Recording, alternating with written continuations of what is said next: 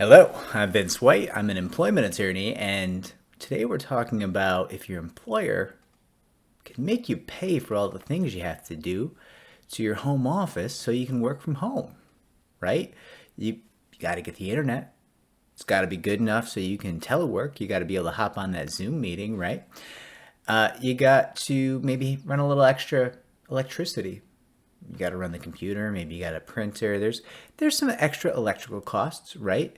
Uh, you got to buy a computer. If the employer doesn't give you one, you actually got to buy one, right? Can they make you pay for that? Special keyboards, ergonomic chairs. Can they make you pay for any of this? And the answer is maybe. Maybe they can expect you to pay for that. And the situation in which they cannot is if you having to pay for those things reduces your earnings below the federal minimum wage.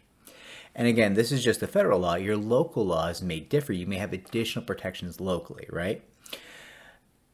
But under the federal law, and I'm looking right now at the Department of Labor guidance because, I had a vague notion that this was going to be the answer, but I was hoping it wouldn't be because it's a little crazy.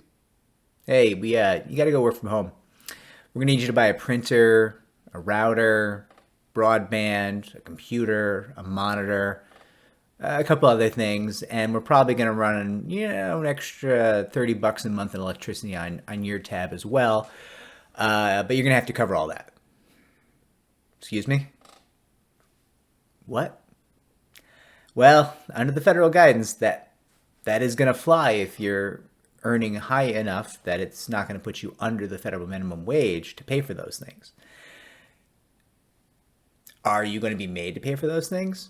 Some of them, yes. It seems like a lot of employers are fine requiring people to pay for the extra electricity and the extra. Well, you're not paying probably for metered broadband, but you have to have some level of broadband, some level of quality connection that you might not pay for otherwise, right? So generally, it seems like all these companies doing telework have thought of those two things as things that we pay for ourselves, that the employees pay for. But I haven't seen too many companies who think their employees need to pay for the printer and the monitor and the keyboard and the hard drive, the tower, the computer tower, right?